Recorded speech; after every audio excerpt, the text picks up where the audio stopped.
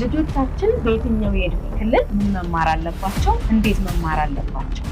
መቼስ መማር አለባቸው? በማን መማር አለባቸው ብለን ጠይቀን እናውቃለን? እነኚህን ጥያቄዎች ይመልሳል ብዬ ያሰብኳቸውን ሳይንሳዊ መንገዶች ለማሳየት ዛሬ በስቱዲዮአችን ዝግጁ ሆነናል። አብራችሁ ቆዩ፣ ተከታተሉ። እሺ፣ እንዴት ነሽ? ደህና ነኝ። እንዴት ናችሁ? አለን። ልጆች በጨዋታ መልክ እስከ ስንት ዓመታቸው መማር አለባቸው ብለሽ ሙያዊ አስተያየትሽን ትሰጪናለሽ? እንኳን ልጆች እኛም እስከ መጨረሻው በጨዋታ ቢያስተምሩን በጣም ደስ ይለናል። ግን ለምንድን ነው ልጆች በጨዋታ እንዲማሩ የሚመከረው የሚለውን ብናይ አንድ ሪሰርች ሳነብ ምን ይላል? ብሬን ለመማር ሬዲ የሚሆነው ሶሻሊ ኢንጌጅድ ሲሆን ኢሞሽናሊ ሬዲ ሲሆን ነው። ለዚህ ደግሞ እኛን ኢሞሽናሊ ሶሻሊ ሬዲ የሚያደርገን ፕሌይ ቤዝ አፕሮች ሲኖረን፣ ፕሌይ ቤዝ ለርኒንግ ሲኖር ነው። ሶ መማርን እና እንዲማሩ ከሆነ የምንፈልገው ልጆችም ሆነ ማንም ሰው መጀመሪያ አይምሯችን ኢሞሽናሊ ሶሻሊ ሬዲ ሊሆን ይገባዋል። ሰው ሶሻሊ እና ኢሞሽናሊ እንዴት ነው ሬዲ የሚሆነው ስንል በጨዋታ ውስጥ ባሉ እንቅስቃሴዎች፣ በስሜት በማህበራዊ ግንኙነት ሬዲ ይሆናል ማለት ነው። ያኔ አይምሯችን ትምህርትን ለመቀበል ዝግጁ ነው። ይሄ ነው እንግዲህ በጨዋታ ቢማሩ እየተባለ በብዙ ጊዜ ሲነገር ይሰማል። በተለይ እድሜያቸው 2 ዓመት 3 ዓመት እስከ 8 ዓመት ያሉ ልጆች ኤርሊ ቻይልድሁድ ስቴጅ ላይ ያሉ ልጆች the best approach is play based approach፣ በጨዋታ ማቅረብ፣ በጨዋታ ማስተማር። ይሄ ማለት ዛሬ ይሄን ላስተምር ነው ብለን ሳይሆን የምናስተምረውን ነገር እያጫወትን ስናስተምር አንድ አይረሱም። አጥና አታጥና የለም፣ ትረሳለህ አትረሳም የለም። ፕላስ እንዲያድጉ ስለሆነ የሚፈለገው እድሜያቸው ስቴጁ በራሱ በደቂቃዎች ውስጥ ነው። ብሬን ያድጋል፣ ፊዚካል ዴቨሎፕመንታቸው ያድጋል፣ እጆቻቸው፣ ጣቶቻቸው፣ እማናያቸው መስሎቻቸው ይዳብራሉ። የመዳበሪያ ጊዜያቸው ስለሆነ እያጫወትን ነው ማለት ነው ለማስተምረው። እንደ ሳይንስ ከሆነ አንድ ልጅ ሲወለድ ካለው የብሬን ካፓሲቲ 1 ዓመት እስኪሞላው በደብል ያድጋል ይላል። ነገር ግን ከዛ በኋላ እስከ 5 ዓመት ድረስ በህይወቱ ከሚኖረው አጠቃላይ የአእምሮ እድገት 90% ያድጋል። ስለዚህ ይሄ ስቴጅ በጣም ጥንቃቄ የሚፈልግና ለነገ ህይወት ከ5 ዓመት በኋላ የምንኖረው ከ8 ዓመት በኋላ በተለይ ሰዎች የሚያሳዩት እድሜ ኦልሬዲ ከ3 እስከ 5 ከ3 እስከ 8 ዓመት ተሰርቶ ባለቀው ላይ የፋውንዴሽን ስራ ነው። መሰረት የመጣያ ጊዜ ስለሆነ እንዴትም አድርገን ማስተማር ብቻ ሳይሆን እንዴት ማስተማር እንዳለብን ማወቅ አለብን ማለት ነው። የሰውን ልጅ አይምሮ የምናሳድግበት ሰውን እኔ ለምሳሌ ተሰርቼ አለኩ የሚባለው እስከ 5 ዓመቴ ነው። ከዛ በኋላ በያው የባከነ ጊዜ በያው 10% ነው እኔ ላይ ሊሰራ የሚችለው። ይሄ ማንም ሰው እየገባ የሚያስተምረው ሳይሆን ሙያዊ ክህሎትን የሚጠይቅ ምክንያታዊነትን የሚጠይቅና ሜቶዶሎጂው ስነ ዘዴው በራሱ የጨዋታ ስነ ዘዴ ሲባል ምን ማለት ነው? ዝም ብሎ ማስሮጥ ነው? ገመድ ማዘለል ነው? ኖ ዌይ። ፍሪ ፕሌይ እና ፋሲሊቴትድ ፕሌይ ይባላል። ፋሲሊቴትድ ፕሌይ is a play that is organized by the teacher።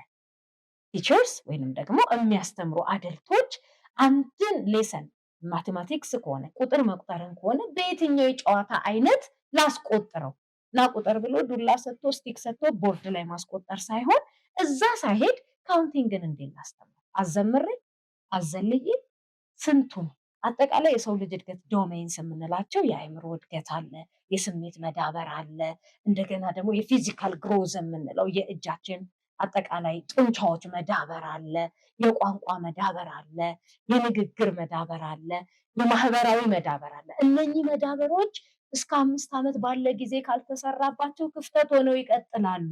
በቀጣይ እድሜ የሚታከሙ ችግሮች ነው የሚሆኑት። ክፍተት ናቸው፣ ቴራፒ ሊያስፈልጋቸው ነው። ስለዚህ የምናዘጋጀው ጨዋታ በምን መልኩ ነው? እሺ፣ ሌላኛው ጥያቄ ደግሞ ልጆች ፊደልን ለይተው በስነስርዓት ለይተው አለማወቃቸው ለወላጆችም እንዲሁም ለመምህራንም በጣም አስቸጋሪ ሲሆን እናያለን እና ለምሳሌ 5ን እና 2ን አለመለየት፣ ቁጥሮችን አለመለየት ሊሆን ይችላል። ፊደሎችን እነዚህ ተመሳሳይ የሆኑ ፊደሎችን ብዙ ጊዜ ከ3 ዓመት እስከ 5 ዓመት ያሉ ልጆች ለመለየት ይቸገራሉ እና እነዚህ ነገሮች በምን መልኩ መፍታት ይችላሉ? በነገራችን ላይ የፊደል አለመለየት የተለየ የአእምሮ ድክመትን አያሳይም which is very normal። ግን እንዴት ማኔጅ እናድርገው? አንዳንዱ ፊደል በተመሳሳይነታቸው የተነሳ ልጆችን ያሳስታሉ። ቢ እና ዲ፣ ስሞል ሌተር ቢ፣ ስሞል ሌተር ዲ።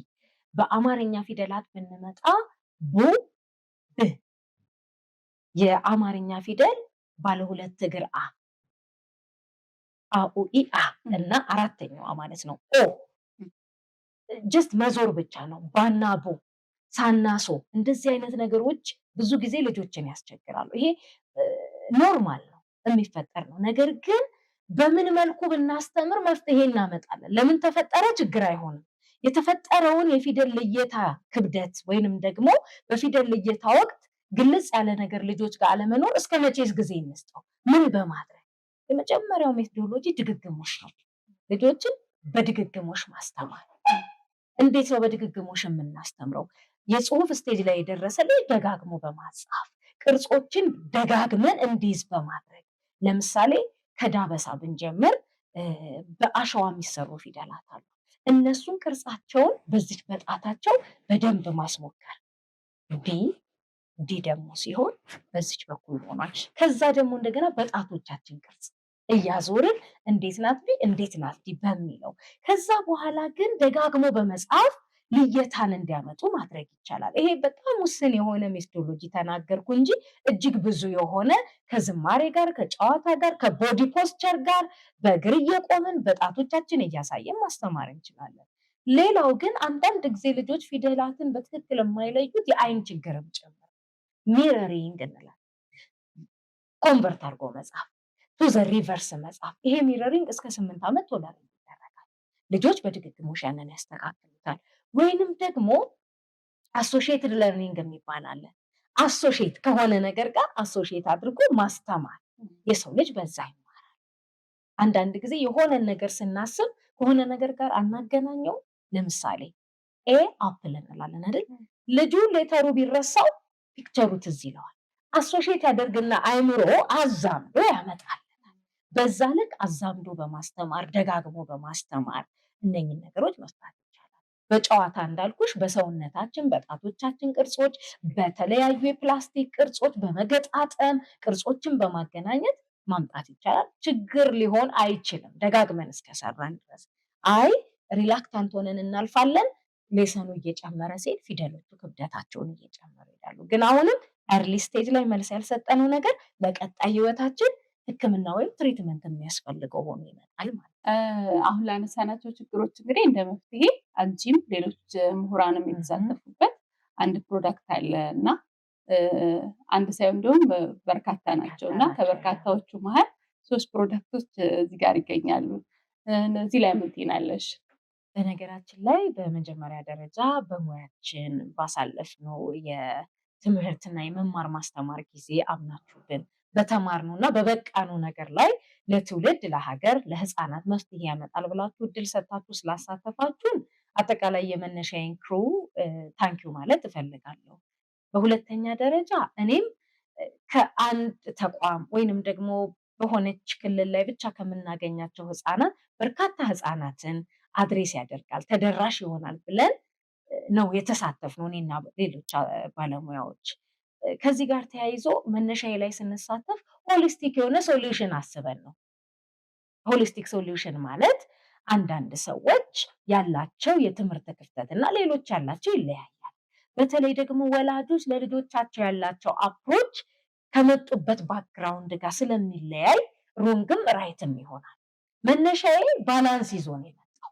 እንደ ወላጅ፣ እንደ አስተማሪ፣ ለህፃናቶቹ እንደ ተጫዋች ጓደኛ፣ እንደ ቅርብ ደግሞ ባለሙያ ሆኖ ነው የመጣው። ለምን ይሄንን እላለሁ? በባለሙያ ተቀርጾ ስለተዘጋጀ እነኝን ሁሉ ታሳቢ አድርጓል። ስትፈትሹ ወላጅነትን ታገኝበታለሽ።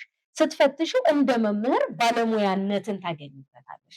እንደ ህፃን ደግሞ አብሮ ዘምሮ አብሮ ተጫውቶ አብሮ ስሜትን ጠይቆ ሲቀጥል ታይዋለሽ።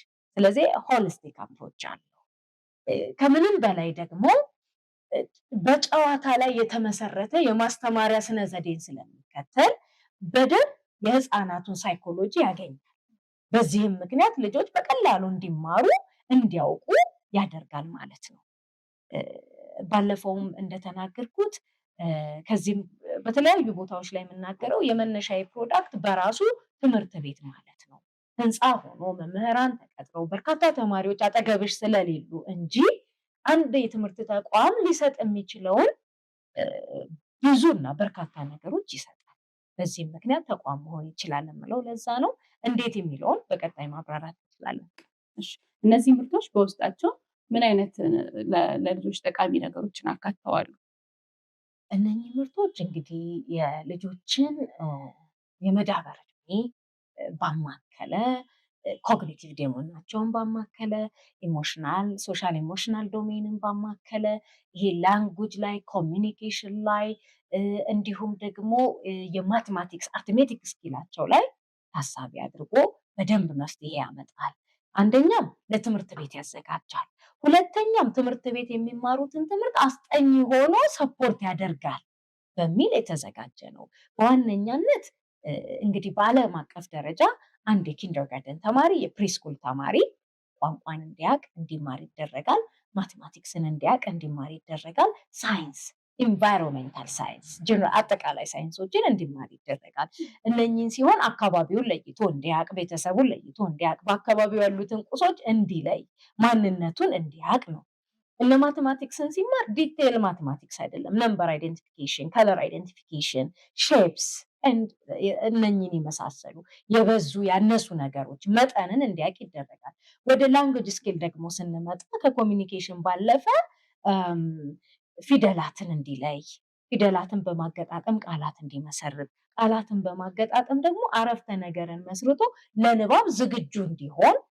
በቃ ይሄ አንድ ኢንተርናሽናል ካሪኩለም ነው። የሀገራችንም ካሪኩለም ይህንኑ ነው የሚያሳየው። በተለይ በ2016 የተለወጠውን የኢትዮጵያን ካሪኩለም የአጸደ ህፃናት አዲስ እንደ ሀገር የሰራ ነው ካሪኩለም በደንብ አጥንቶ ሪሌት አድርጎ ከዛ ጋር የተዘጋጀ ነው። መነሻዬን የሚሰራ ልጅ በእርግጠኝነት በትምህርቱ ልዩነትን ያመጣል። ወይንም ደግሞ ወደ ትምህርት ቤት ሳይገባ ከመነሻዬ ፕሮዳክቶች ጋር የተገናኘ ህፃን ትምህርት ቤት በቃ መሳቂያው መቦረቂያው ነው የሚሆነው። አዲስ አሳይመንት አይሆንበትም። የሚያውቀውን ደግሞ ነው የሚማረው። ይሄ ደግሞ ሲሆን ትምህርት በድግግሞሽ ነው ብዬሻለሁ። ሞር የተሻለ ኤክሰለንስ ያሳየናል ማለት ነው። በደስታ ደግሞ ወደሚማርበት ተቋም ይሄዳል። ይህንን ያዘጋጃል። በጣም አሪፍ። ልጆች በድግግሞሽ ነው የሚማሩት እንላለን እና ብዙ ጊዜ ደጋግመን መነሻዬ ከዛ ጋር አሁን ምን ያገናኘዋል? በውስጥ ውስጥ ምን ምን ነገሮች እንደ ረዳትነት ይዘዋል? ይህንን እያሳየሁሽ ቢሆን ሞር ስቴፖችን ሳልዘል ለማሳየት እችላለሁ። ለምሳሌ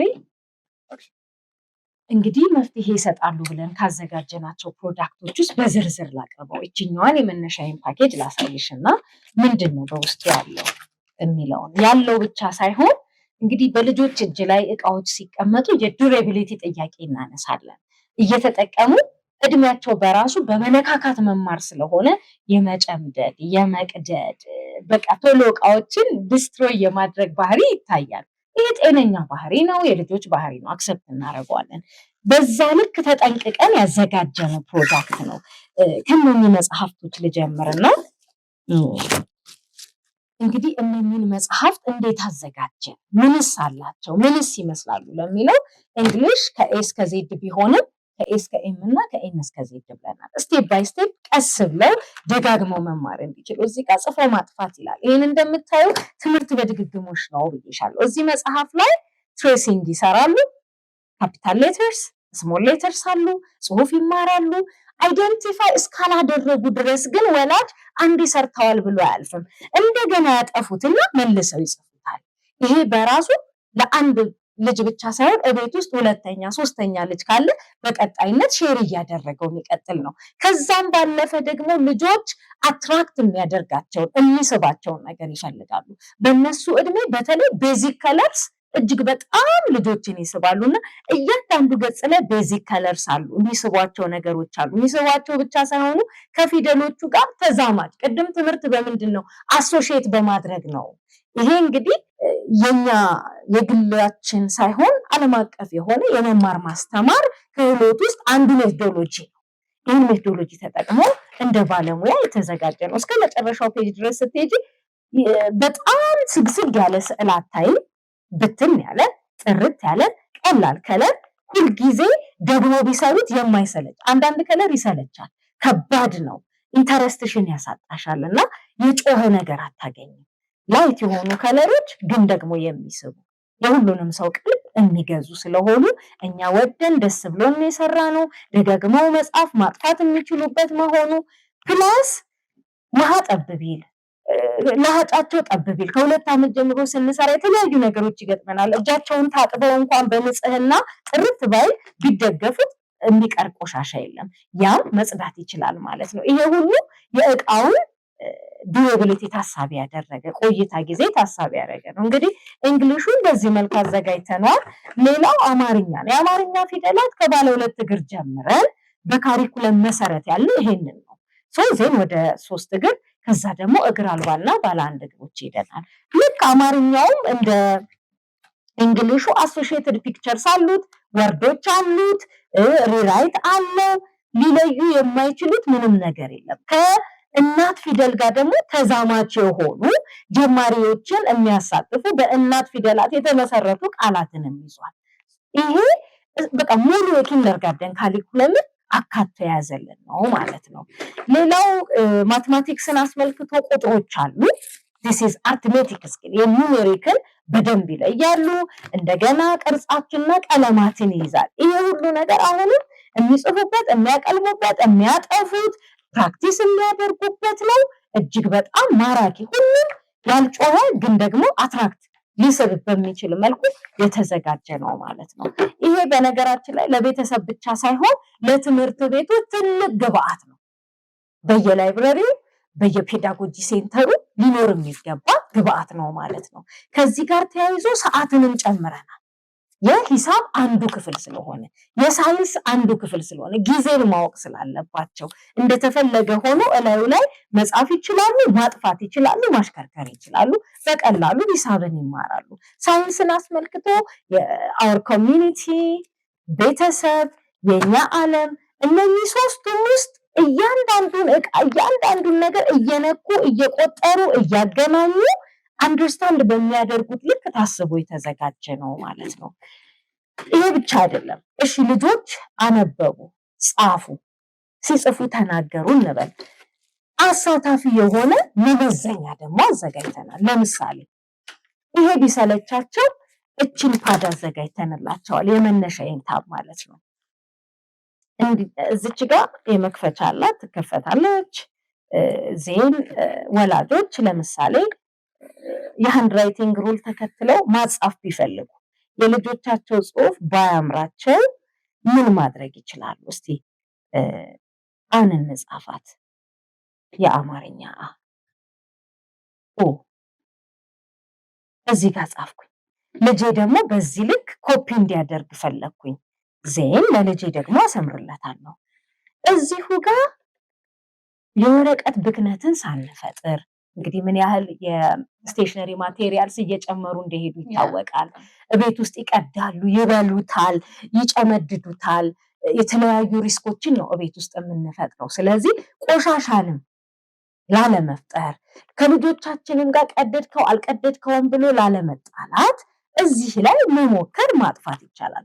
አንደኛ እቃው ቅድም እንደተነጋገርነው ዱረብል ነው። ሁለተኛ እኩል አሳታፊ ነው ማለት ነው። ወላጅ እንደጻፈው ልጁ እዚህ ላይ እየጻፈ እንደገና እያጠፋን እየተደሰትን ቴክኖሎጂም ስለሆነ። ሌላው ከዚህ ጋር ተያይዞ ጎጂ ነገር የለውም። ልጆቻችን ለአይናቸው እጅግ ተጠንቅቀን ያዘጋጀነውን ፓድ ነው የሚጠቀሙት። ኤሌክትሮኒክስ ነው፣ አዎ። ነገር ግን ሬይ የለውም፣ አይንን የሚጎዳ ሪፍሌክሽን የለውም። በዛ ልክ ተጠቅመን የምንጥለው እቃ ደግሞ አይደለም እና እዚህ ላይ ፕራክቲስ ያደረጉት ነገር ቢሰለቻቸው ልጆች ከአንድ እቃ ጋር የመቆየት ተንደሳቸው በጣም ትንሽ ነው። አቴንሽን ስፓናቸው ትንሽ ነው። የ4 ዓመት ልጅ ከ4 ደቂቃ በላይ ለአንድ ነገር አቴንሽን መስጠት አይችልም። የ5 ዓመት ልጅ እንደዛው። ስለዚህ አቴንሽን ስፓን ከዛ እንዳይወጣብን በዚህ መቀየር። እዚች ጋር ሌተር ኤን ሞከር አይደለ? እዚች ላይ ደግሞ እንደገና ሌተር ኤን አፕልን ራሳችንን ስልለትና አንተ ደግሞ ደግመህ ሳልልኝ እዚቹ እየተማማርን እኔ ሌተር ኤን ጻፍኩኝ አይደል? አንተ ደግሞ ስሞል ሌተር አንጻፍልኝ። በዚህ ልክ እንማማርበታለን። ይሄ ብቻ በቂ ሆኖ ደግሞ አላገኘነውም። ይሄ ብቻ አይደለም። እንደገና መነሻዬን ታብሌት ደግሞ አዘጋጅተናል። ይሄ በምን መልኩ ተዘጋጀ ስንል እዚች ጋር ካርዶች ተዘጋጅተዋል። እነኚህን ካርዶች እየከተትን ይሄ ራሱን የቻለ እንግዲህ ሚስ ናት ብለን ራሱ ብንለው ሊያስብል በሚችል ልክ እቺ የምታዩት ቦታ ላይ ፕሬስ በማድረግ እዚህ ውስጥ አስገብተን ድምጽ ታወጣለች።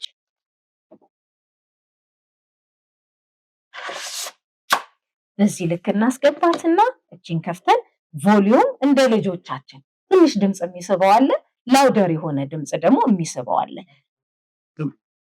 እነኚህን ካርዶች በማስገባት እንደገና ልጆች ቱ ዌይ ኮሚኒኬሽን ከወላጅ ውጪ እንደገና ከኤሌክትሮኒክስ ጋር ቱ ዌይ ኮሚኒኬሽን እዚህ ጋር ጥያቄ ጠይቃቸዋል። ጥያቄ ሲመልሱ አፕሪሺየት ያደርጋቸዋል፣ ይዘምርላቸዋል፣ ያጫውታቸዋል። እንዴት ነው ስሜታችሁ ይላቸዋል። ይሄ በራሱ ያለማንም ገፋፊነት ትምህርትን እንዲወዱ ያደርጋቸዋል ማለት ነው።